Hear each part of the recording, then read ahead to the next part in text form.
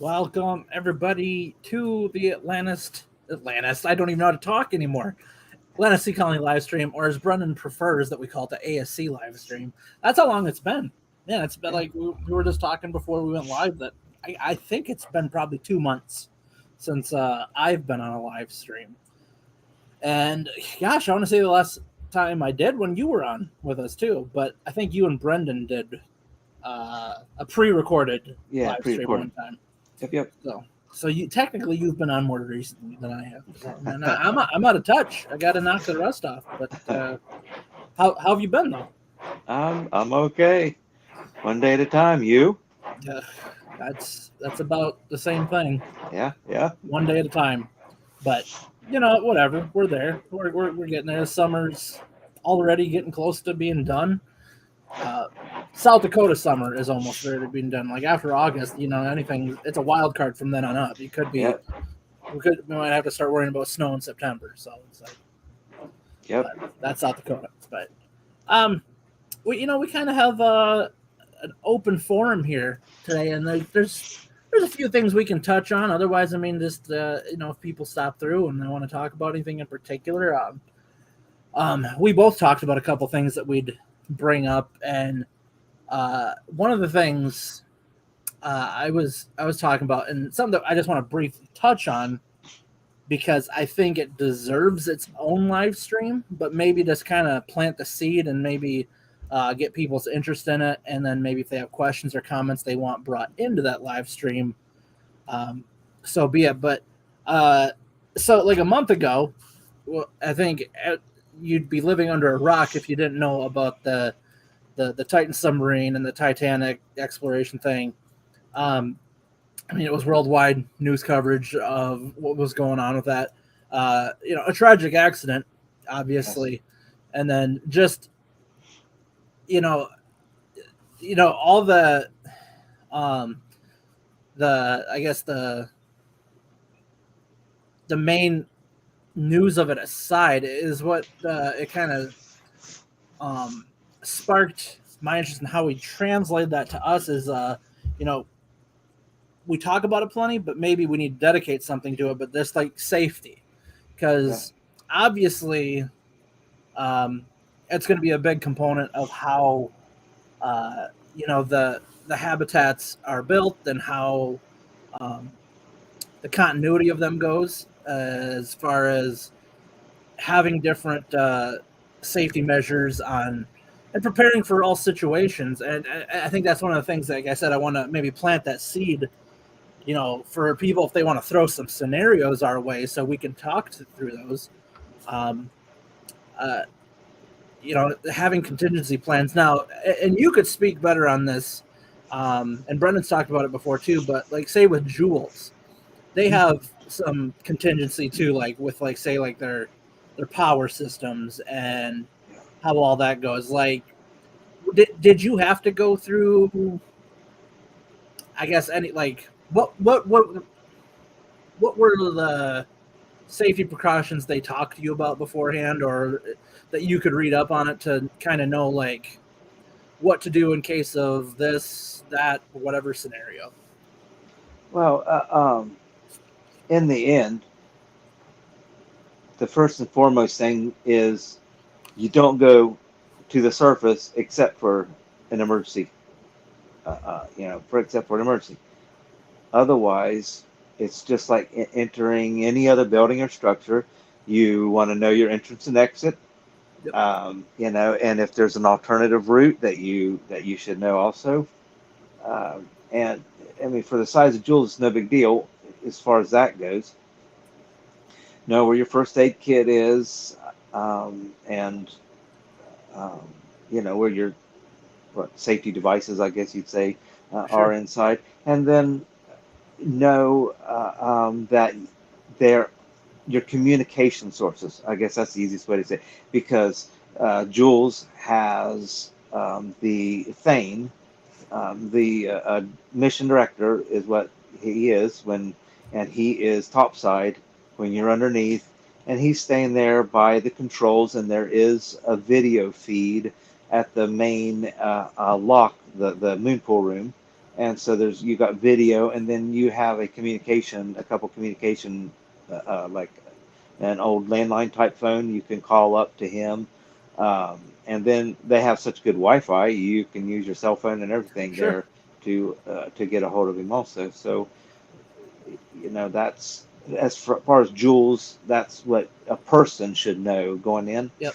And then what you were saying, you probably wouldn't know unless you asked. And they might mention it, but the redundancy, there are backups to your backups, and with the way Jules runs, it was described. I think Thane described it. I want to say it was in the episode where we were down there, because there is a constant feed of air into the habitat to make it positively pressured. Yep. So it's actually got more pressure inside than out. It's controlled. So, to safe levels, it's controlled. That's one of the things he does. But by doing that, it ensures that it's going to be something really catastrophic to actually let water get into Jules. It Right. almost can't happen. I Right. say almost because, stuff does happen, obviously, from what we're talking about. Sure. Otherwise, we wouldn't need safety, right? It's just life. But yeah, it would take something pretty drastic to actually let water into Jules. Yeah. And touching on that too, I mean, like I said, we can eventually dedicate an entire live stream to this, but when it came up about the Titan submersible there, that one of the things they talked about is like, and maybe you might know more, and maybe remember better than I do, like where they were operating from, there wasn't a whole lot of regulations they had to follow, and then also just like their building materials and how they kind of built the thing wasn't necessarily up to like those that to me, like after reading it, it was surprising that this didn't happen much sooner, because they talked about like how the thing was built and how it was operated. I mean, everybody at this point knows that it was done with like a wireless controller and stuff, which is a cool feature when you think about it. But at the same time, it's like, where were the redundancies with a lot of that? Yeah. So I mean, that's kind of, granted, we're talking about two different things, but taking this event and knowing how to make what we do a safer thing. And Wiley, the question is, to answer your question, no. Oh, yeah, I got it pulled up on this side here. Gotcha. I'm not pulling his comment up on the screen. Well, I guess I'll put that. I always took a different view, although I'm. Well, yeah. Okay. See, I didn't know that. I do. The titanium part, I guess I didn't read, but I do know that they said carbon fiber wasn't probably the best option either. But yeah. And to add on to what we were talking about is that, first of all, ASC is never going to operate I shouldn't say never. It's not in the foreseeable near future, but to have a habitat at the same depth as what the Titanic is at. That's a, could it happen way in the future? Sure. Anything's possible, but I mean, we're talking like one atmosphere living type deal where it's like you're always at a safe atmosphere, or, maybe two, depending on where you're doing it. Even then, like, you still have to take into account more safety features, but all within something not so catastrophic. And you're looking at costs too. So sure. When you even talked about going that deep with what we have as technology today, the things that do go that deep cost a lot of money. And for wanting to get an everyday style type person into these habitats, that's just not feasible. Yeah. So yeah, that's yeah. So Yeah, it's like I said,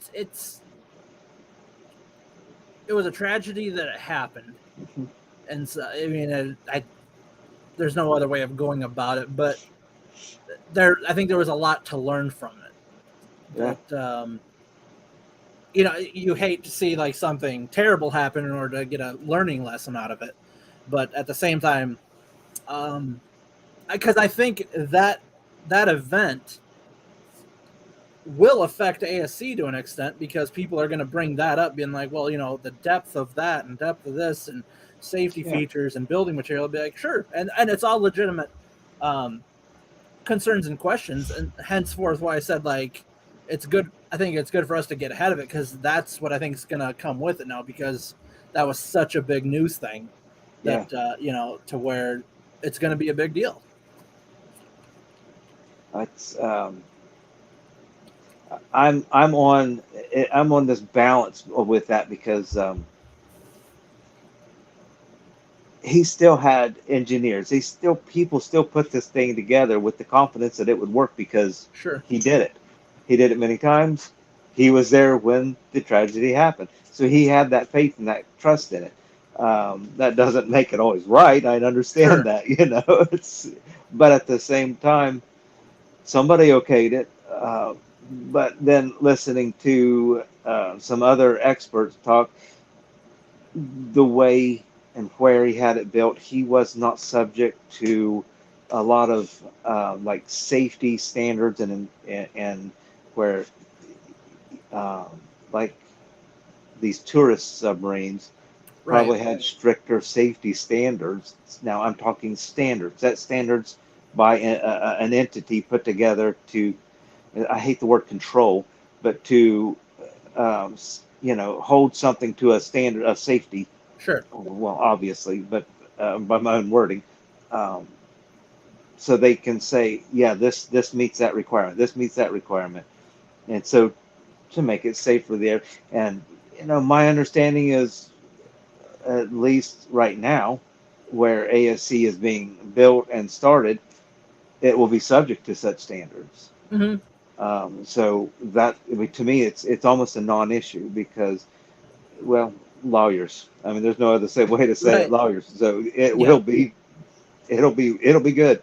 Well, yeah, and my thinking with a lot of it is like I would want to over prepare it and like Yeah, overdo it because of like you said the mess that you could get in for liability type deals and stuff. It's just like I would want to do everything in our power to avoid having to deal with any type of like I said, liability or lawsuits or yeah, whatever. Or, just and I think a lot of manufacturing companies do that. Like you hear a lot of times, like say for example, like just for a piece of equipment like a crane or a hoist or something like that, where it says like, oh, it has like a 10,000 pound lifting limit. Well, those right, things are built and tested to probably do like 20,000, right, but right. they'll tell you 10,000 to keep themselves like in the clear, Yep. to be like, so if something like were to happen, they can be like, you had to have done something really bad. So it's like, and that's the kind of thing that I think that we would kind of put into that as well, where it's just like, this is what the requirement is, but we want to, Right. go above and beyond that to like just be extra precautious with the thing. Now that makes me think of just your recreational dive tables. So the decompression tables, that's the way they're built. There is what most people can take easily, and then as a safety standard, it's kicked up here so that Yep. it has that buffer zone that so you're way less likely to have decompression sickness. It's the same kind of thing. Yep. It's a built-in buffer. Absolutely. Um, yeah. So like I said, I think that deserves a full live stream, its own Yeah, episode. yeah, Um, and maybe if there's even an opportunity to bring someone else in to kind of talk about, um, maybe some engineering feats or whatever. That'd be good. I think that's something that I can chit chat with Brendan about and see how we'd want to approach that for an yeah. episode coming up. But Another thing you and I were talking about, you were talking about a discussion you were having with someone online, and let's put it that way, discussion, but like Yeah. um, that one of the things, and it comes up a lot, is the environmental concern with habitats. Like, is that Yes. kind of a good way of putting like what you were talking about? Yeah. Yeah. They had watched one of the shorts I shared from one of the ASC live streams with the Arctide people, and they disagreed. Hmm. And so I'm not a keyboard argument person. That's not my way. Um, because in the end, to me, we're actually pushing toward the same goal. They just disagree about Sure. our version of it. But in the end, we are going toward that same goal of taking care of the environment and nature and the stuff around us. So yeah, I wanted to address it just because I'm willing to agree to disagree, Sure. and their opinion is important because, again, we're headed for that same goal. Uh, but to address some of it, there's going to be safe zones to put, whether it's on the surface or in ASC's case, underneath the surface, so Mm. underwater. There's going to be safe areas, and that's going to be designated as much by Mother Nature and what storms, what kind of tides, currents, as well as the natural fauna, so your animals and your Sure. plant life underwater. So if it's a nesting area or Right. something where I don't think it's going to be ASC's point to ever um, have something there. Now at the same time, I want to make people understand ASC is just the manufacturer. Sure. The individuals are going to do what they want with them, but it is ASC's goal to make sure they're educated on those kinds of things. And then, of course, they're going to be subject to local laws and stuff where they Yep. can put it too, because there's a lot of nature protection going on. And as you and I discussed before, each generation coming up seems to be more and more willing to fight for the environment, Hmm. to think that and my kids were growing up, I actually get quite angry if I see someone litter. There's just no Sure. cause for that. To me, that is just pure laziness. I just can't stand it. Yeah. So my kids know that. So it's just that simple. And so each generation is coming up with that kind of idea more and more, I should say. And so you get, our kids or grandkids, they're thinking that and they want to go live out on the water, under the water. That's their mindset. So they're going to want to take care of that. Yeah. And uh, touching on what you said with that, there seems to be a growing interest, especially by a younger generation too, of doing the whole like living off grid, living, and I Yeah. shouldn't say off grid, but living independently to where it's just like, they can sustain their lives with clean energy and Yeah. like, if they can, they have access to like dig a well or something like that, or whatever it is, to where it's just like they don't need to be hooked up to their local utilities, and where they can Yeah. save money by having access to all that stuff, and they don't have to rely on someone else. So, and not only that, but a lot of these people are becoming like ranchers, or they just want to live, out in the the boonies, wherever it may be, and which is great, which is awesome. But that's how I would kind of approach that argument with a lot of the arguments we get, is that a lot of people are like, oh, well, you're encroaching on marine life and stuff.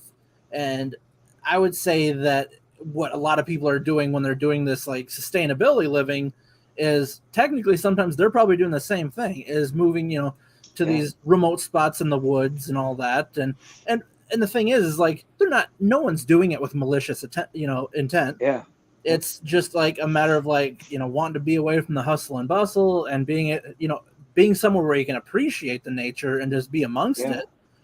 all while being responsible and whatnot. And it's the same thing with us. And like you said, we're the manufacturer of it, and there's whoever buys these will have to adhere to whatever, like you said, local laws. So, I would take comfort in knowing that we could sell these to someone in Florida and they're not gonna be able to like just plop one down in like a manatee breeding ground or something like that. It's just like I have a feeling that they're gonna have designated areas, or they're gonna have to be in certain spots or go through certain permits and all that to make sure what they're doing is responsible.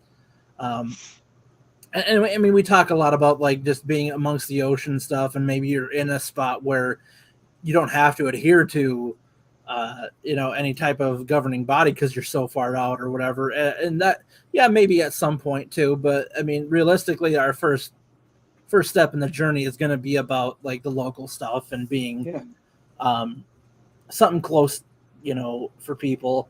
And yeah, and kind of touching back like what we were talking about with the safety features, is it's all about building it responsibly too, making sure that how we build it is not going to be toxic for the environment, and it's not going to put anything into the water that is going to be detrimental to anything.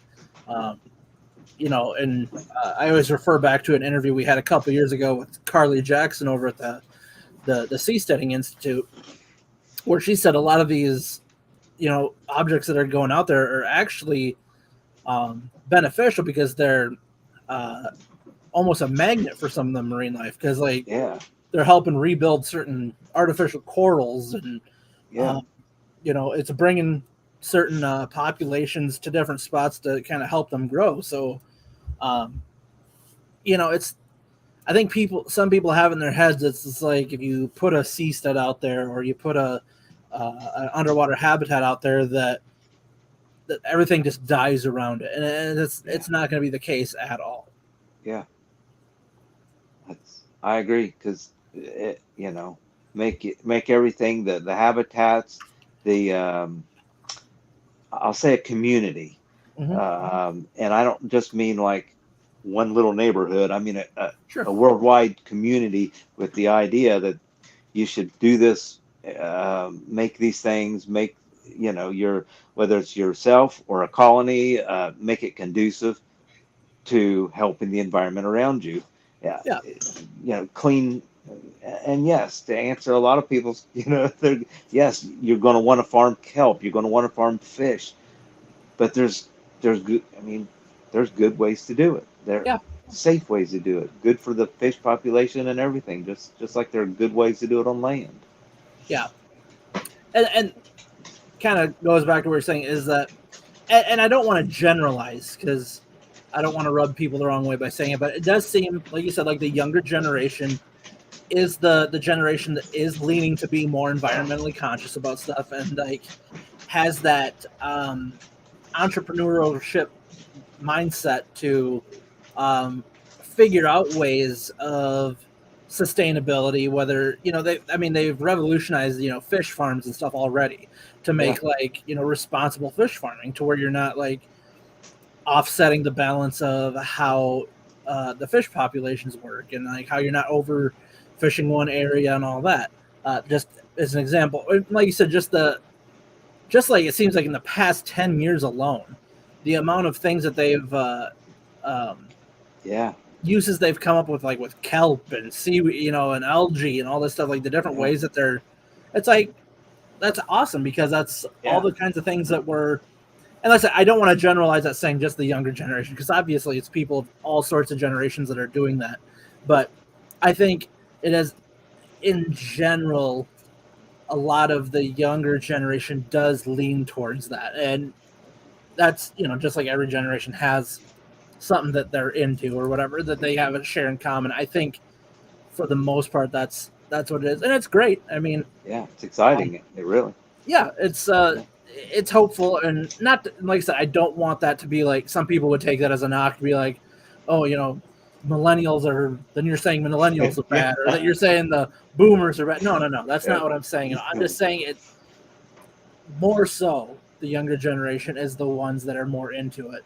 But Yeah. obviously, there's people of every generation that have made Yeah. ambitions and interest in environmentalism and all that. And like unique engineering, and so I want to just make sure I'm like not getting anybody upset by saying something like, "Oh, you only think young kids do it." But yeah. So yeah, I mean, it's exciting to constantly see the news about that and like what different technologies are coming out. Yeah, it really is. But yeah, we didn't get to talk. I didn't get to ask you, and I haven't talked to Brennan about it in a while. Because I know you're waiting on a wedding or something, but we need to talk Yeah. about DEMA, like Oh yeah. because that's coming up in November. November, right? Yeah. It'd be Is it? I think, and I don't want to speak on Brennan's behalf, but I think he would go regardless, just because he is a lot closer. Yeah. But it would be fun to go and be able to walk around and chat with a lot of people there too. And Yes, it would. November's not terribly far away. No, we're gonna blink and it's gonna be here. Yeah. We were just talking before we went live that well, you tried saying don't get old because time flies by fast. It's like, Yeah, dude, now. I mean, you got a few years on me, but there's a lot of stuff that's flown by for me too, and it seems like I thought my kids just got out of school for the summer like a couple of weeks ago, but we already did back to school shopping and all that. They got like 3 more weeks before they go back to school. Yeah. That, and they're still supposed to be babies, and like they're 10 and 7 now, so that's Right. upsetting. Yeah, I know. Mine are house married. Yeah, yeah. What happened there? And when we started doing live streams, I had there was still dark in my beard. Dude, I tell you what, like my wife has been getting a kick out of, like, we'll just be sitting there watching a show and she'll look over at me and she'll just start plucking. She's like, "Oh, look, you got a gray hair. You got a gray hair." I'm just like, let's not talk about it. It's all right. Yeah, I just blame the kids. I just blame the kids for that. I say that's their fault. But yeah, we'll have to talk with Brennan if DEMA's still going to be a thing or not. And Yeah. I wish, and I'm sure he'll bring it up next time he's on, but he just did he was in like a online conference deal with now I forgot the name, but like some sort of lunar space development conference type thing. I don't know. It has a name, and I apologize that I'm butchering it. Brendan's going to come back and watch us and whatever, but he got to do a speaking engagement with like a bunch of people there, and did a presentation on the relationship between the space exploration and underwater exploration, like the ties there. It was something that we were supposed to do years ago. Well, not that one. That's what, okay. All right. When right before COVID. Yeah. We were supposed to go to Dallas to do a presentation about something pretty similar, and it was by a different group, so it wasn't the same group. But so yeah, I mean, it was cool that Brendan got a chance to. He got invited to do that. He said that there were some people that asked him questions about that, and gained some new followers out of it and all that. So cool. Yeah, and yeah, well, I guess as far as what's coming up soon, any major events I can't think of, but yeah, we're at this point playing the waiting game with a lot of things, but summer's a busy time for everybody too. So I mean, that's the tough part too. Yeah. Like I said, it's been so long since we've done live stream. It seems. Like I said, you guys had some pre-recorded ones, but as far as like being live, it's been a while. It feels like. But yeah, I don't know. Do you have any other topics you want to go over before we? Not that I can think of right now.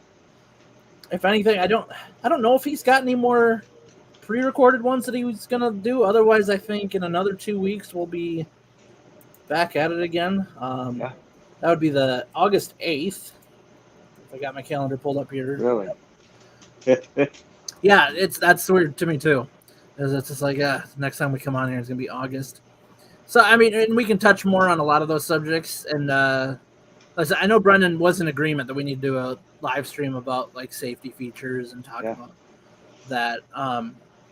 So yeah, once we're back in contact with him, he's on a little mini vacation visiting some old friends and family back at his hometown. So he right before we hopped on, I messaged him because I needed a code to get into the program. And luckily, he was able to get it to me before. He said he was going D&D, and I thought that meant he was going to go play Dungeons and Dragons. Then I realized that he meant Do Not Disturb, so he must be out doing something. Yep. Maybe going to the movies or something. But I'm just like, man, I didn't think he was into D&D. But I'm like, oh wait, Do Not Disturb. I get it. So. But all right, anywho, I'll go through these things. If you don't have anything else you want to cover, or There is one other thing. Now, I haven't got it yet, but I'm still waiting for the package. I was told that that 3D model is being shipped to me. Yeah, Brendan was saying that that should be coming here pretty soon. So yeah, I can't wait to. Maybe that'll be the next live stream. Ooh, look. That'd be cool. That'd be cool. Yep. I'll briefly touch on it. Is like because I bought myself a 3D printer a few months ago. Yeah. And I've had nothing but problems with it. Like anytime like I would fix one thing, I get another issue, and then something would break. It, like, God bless the people that are patient enough to deal with us, because like I've sunk so much time into trying to like troubleshoot it and try to figure out what's wrong with it, and I just don't have the patience for it like right now. So it's like I know I was hoping that everything would be run smooth because I was to help print some of those things up, but it's like this thing's been a nightmare so far, and it was supposed to be one of the most user-friendly ones, and I don't know, maybe I'm just not a good user, I'm not sure, but that's the best I can think. But yeah, hopefully here maybe by the next one, or at least the next couple ones, we'll have that demo to show on the live stream. Yeah, that'd be pretty cool. It would. It really would. All right, I'm gonna jump through these. AtlantaSeaColony.com, that's our site, and you can find all of our socials on there. You can find get access to the Facebook, Instagram, LinkedIn, Twitter. I don't know if it's going to still be called Twitter here pretty soon. They're talking about changing it to X. I don't know when that'll happen, but that's a thing.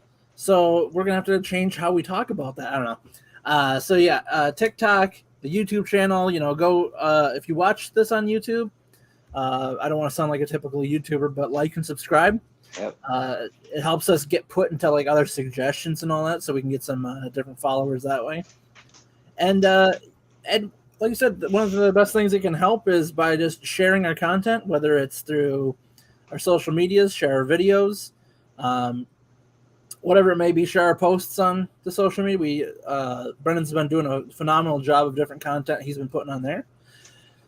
Also, on the Atlanta Sea Colony website, you can find the link to our Discord, same area that you'll find our socials. And we have like a lot of people in there.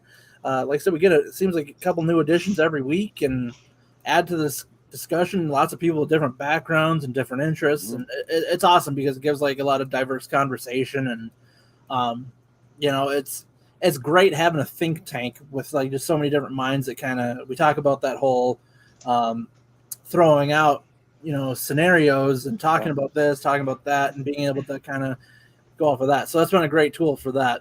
So yeah, join the Discord, join the discussion. And like I said, we even have a thread in there. If you can talk about like movies or games, like the underwater related stuff. We should have gotten a sponsorship from Meg 2 or whatever it is. Oh yeah. It's coming up pretty soon. Yeah. I need to get a hold of them and see if we can get a sponsorship on the next live stream. Might be counterproductive though to be talking about a giant shark that can destroy things. But the next Sharknado movie, how's that? Yeah. Also, AtlantaSeaColony.com/merch. You see Babe sporting a few things over there. He's got the shirt. He's got the water bottle back there. So yeah, a lot of different stuff. I should have grabbed my hat. I have it over on the table over here, but it's just, I didn't throw it on. I didn't even think of that.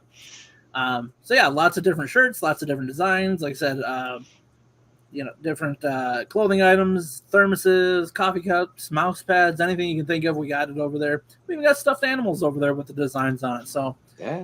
you got a little one in your life that you need to get a teddy bear for. Get them an ASC teddy bear. Also, patreon.com/Atlanta Sea Colony. These are our patrons. We got Brian Acosta, Matthew Caffey, and Martin Reese, and yours truly, S. Babe Hyde over there. So thank you to the patrons who are supporting the Atlanta Sea Colony endeavor.